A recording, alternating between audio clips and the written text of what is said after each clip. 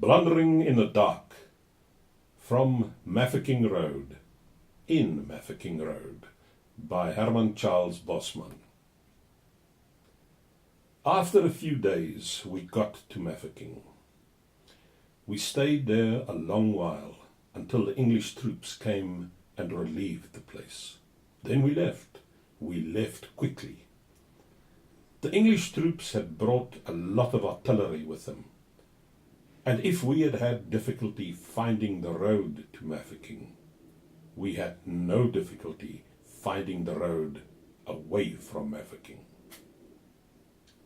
At this time, our veldkornet did not need a Mshangan either to point with his finger where we had to go, even though we did a lot of traveling in the night.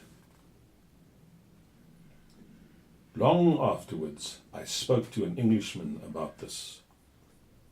He said it gave him a queer feeling to hear about the other side of the story of Mafeking.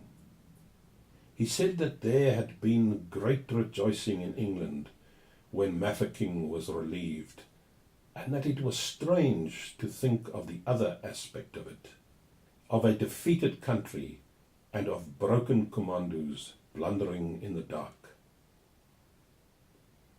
I remember many things that happened on the way back from Mafeking. There was no moon, and the stars shone down fitfully on the road that was full of guns and frightened horses and desperate men. The veldt throbbed with the hoofbeats of baffled commandos. The stars looked down on scenes that told somberly of a nation's ruin. They looked on the muzzles of Mosers that had failed the Transvaal for the first time. Of course, as a burger of the Republic, I knew what my duty was. It was to get as far away as I could from the place where, in the sunset, I had last seen the English artillery. The other burgers also knew their duty. Our commandants and veldkornets had to give very few orders. Nevertheless, although I rode very fast, there was one young man who rode faster. He kept ahead of me all the time.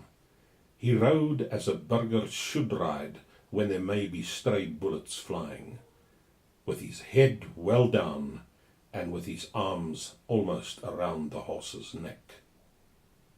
He was Stephanus, the young son of Floris van Barneveld.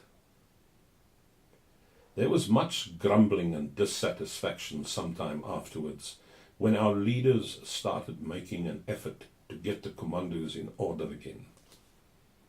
In the end, they managed to get us all to halt, but most of us felt that this was a foolish thing to do, especially as there was still a lot of firing going on all over the place in a haphazard fashion, and we couldn't tell how far the English had followed us in the dark.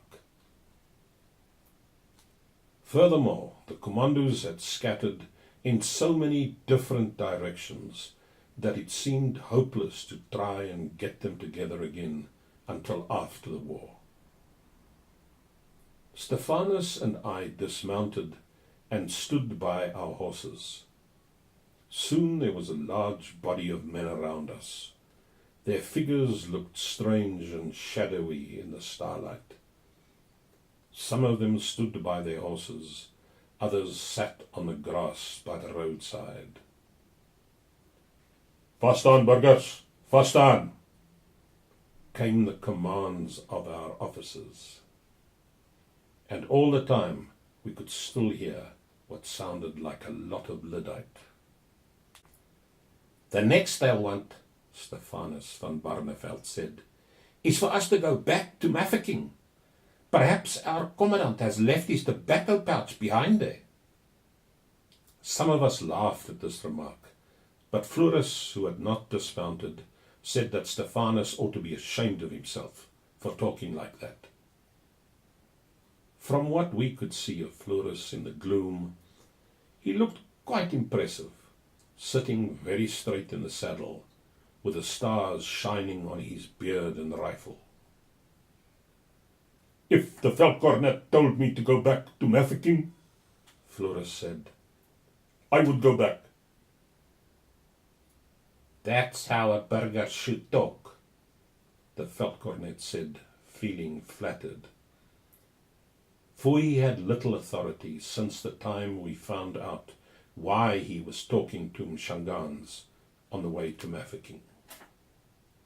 "I wouldn't go back to Mafeking for anybody," Stephanus replied, "except maybe to hand myself over to the English." "Oh, we can shoot you for doing that," the veldkornet said. "It's contrary to military law." "I wish I knew something about military law," Stephanus answered. "Then I would draw up a peace treaty between Stephanus van Barneveld and England." Some of the men laughed again, but Floris shook his head sadly. He said the van Barnevelds had fought bravely against Spain in a war that had lasted 80 years. Suddenly, out of the darkness, there came a sharp rattle of musketry, and our men started getting uneasy again. But the sound of the firing decided Stephanus. He jumped on his horse quickly. "I'm turning back," he said. "I'm going to hands up to the English." "No, don't go," the veldkornet called after him lamely. "Or at least wait until the morning. They may shoot you in the dark by mistake." As I have said, the veldkornet had very little authority.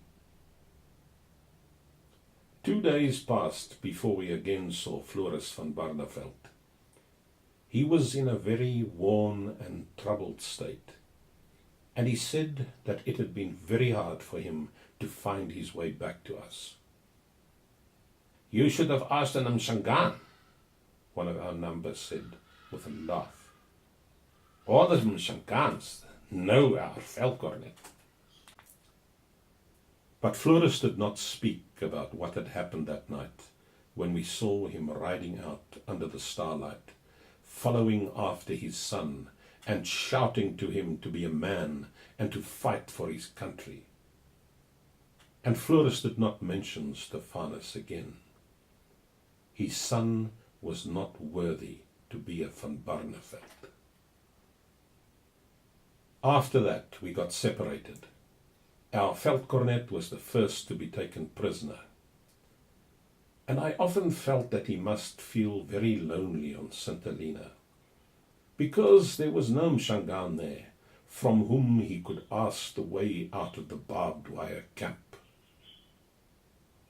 Then at last our leaders came together at Vereniging, and peace was made, and we returned to our farms, relieved that the war was over, but with heavy hearts at the thought that it had all been for nothing, and that over the Transvaal the Vierkleur would wave no more. And Floris van Barneveld put back in its place, on the wall of the voorkamer, the copy of his family tree that had been carried with him in his knapsack throughout the war. When a new schoolmaster came to this part of the Mariku, and after a long talk with Floris, the schoolmaster wrote behind Stephanus's name, between 2 curved lines, the 2 words that you can still read there: "Albeit Mafeking." Consequently, if you ask any person hereabouts what "albeit" means, he is able to tell you right away that it is a foreign word, and that it means to ride up to the English, holding your Moser in the air with a white flag tied to it, near the muzzle. It was long afterwards that Floris van Barneveld began telling his story. But then no one took any notice of him, and they wouldn't allow him to be nominated for the Droegevlei school committee, on the grounds that a man must be wrong in the head to talk in such an irresponsible fashion. But I knew that Floris had a good story, and that its only fault was that he told it badly. He mentioned the Droogevlei school committee too soon, and he knocked the ash out of his pipe in the wrong place. And he always insisted on telling that part of the story that he should have left out.